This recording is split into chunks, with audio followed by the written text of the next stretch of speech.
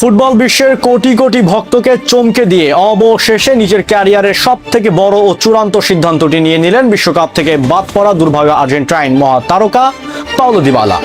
কাতার বিশ্বকাপের সে ঐতিহাসিক ট্রফি জয়ের অন্যতম নায়ক এবার 2026 ফিফা বিশ্বকাপের স্কোয়াডে জায়গা না পেয়ে যখন কোটি ভক্তের হৃদয় ভেঙে দিয়েছিলেন, ঠিক তখনই ইতালির ফুটবল অঙ্গন থেকে আসলো এক বিশাল ধামাকা খবর।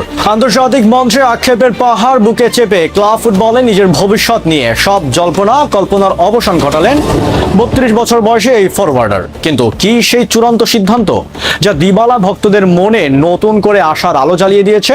কেনই বা বর্তমান বিশ্ব চ্যাম্পিয়ন আর্জেন্টিনার শিবিরে যখন টান টান উত্তেজনা, তখন দিবালা ইতালিতে নিলেন এত বড় ত্যাগী পদক্ষেপ? চলুন এই ভিডিওতে দিবালার এই মাস্টার স্ট্রোক ও নেপথ্যের রহস্যের নিখুঁত ব্যবচ্ছেদ করা যাক। তাহলে দেখতে থাকুন। 2026 ফিফা বিশ্বকাপের এখন তার চূড়ান্ত রোমাঞ্চের মধ্য দিয়ে যাচ্ছে। বর্তমান বিশ্ব চ্যাম্পিয়ন আর্জেন্টিনা যখন মেসি, লাউতারো আর আলভারেজের ওপর ভর করে মেগা কোয়ার্টার ফাইনাল ও সেমিফাইনালের মঞ্চে শিরোপা ধরে রাখার মরণপণ লড়াইয়ে ব্যস্ত, ঠিক তখনই কোটি ভক্ত মিস করছেন জুয়া ও জাদুকরী বা পায়ের তারকা পাওলো দিবালাকে।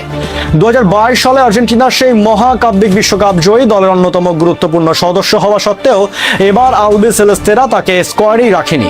বিশ্বকাপের এই বিশাল মঞ্চে দেশের হয়ে লড়তে না পারার আক্ষেপ যখন দিবালাকে কুরে কুরে খাচ্ছিল, ঠিক তখনই ইউরোপীয় ফুটবলের আঙিনা থেকে তার জন্য আসলো একটি বড় সুখবর।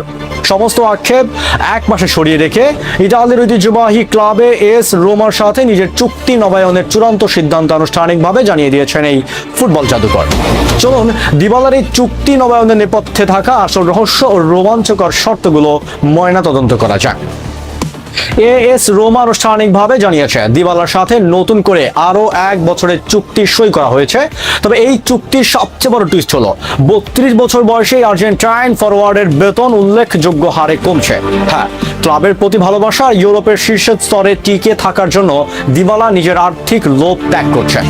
নতুন এই চুক্তি অনুযায়ী তিনি 2027 সালের জুন পর্যন্ত রোমায় থাকছেন, যা চাইলে পারফরমেন্সের উপর ভিত্তি করে 2028 পর্যন্ত স্বয়ংক্রিয়ভাবে বাড়িয়ে নেওয়ার সুযোগও থাকছে। 2022 সালে জুভেন্টাস থেকে রোমায় যোগ দেওয়ার পর থেকে দিবালা সব প্রতিযোগিতা মিলিয়ে 139 ম্যাচে 45টি গোল করেছেন।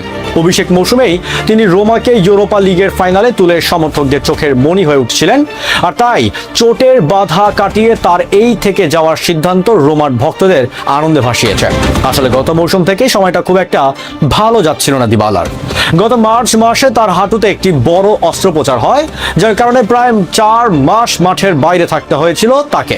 আর এই চোটের কারণেই মূলত জাতীয় দলের দরজাটাও তার জন্য সাময়িকভাবে বন্ধ হয়ে যায়। তবে রোমায় থাকার এই চূড়ান্ত সিদ্ধান্তের ফলে দিবালা এবার রোমার জার্সিতে প্রথমবারের মতো উয়েফা চ্যাম্পিয়ন্স লিগে খেলার সোনালী সুযোগ পাচ্ছেন।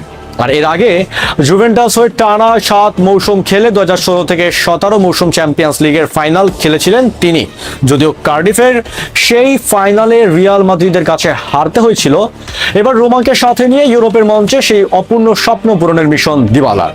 তো বন্ধুরা, আর্জেন্টিনা 2026 বিশ্বকাপ স্কোয়াড থেকে বাদ পড়ার পর বেতন কমিয়ে এএস রোমায় থেকে যাওয়ার দিবালার এই সিদ্ধান্তটিকে আপনার কতটা যৌক্তিক বলে মনে করেন? দিবালা কি পারবেন চ্যাম্পিয়ন্স লিগে দুর্দান্ত পারফর্ম করে আবার স্ক্যালোনির মন জয় করে জাতীয় দলে কাম ব্যাক করতে? অত্যন্ত সাবলীল ও শালীন ভাষায় আপনার মূল্যবান মতামত আমাদের কমেন্ট বক্সে লিখে জানান। 2026 ফিফা বিশ্বকাপের সব লাইভ আপডেট এবং বিশ্ব ফুটবলের সব ইনসাইড খবরের জন্য আমাদের চ্যানেলটি সাবস্ক্রাইব করে বেল আইকনটি অন করুন। দেখা হচ্ছে পরের ভিডিওতে। ধন্যবাদ।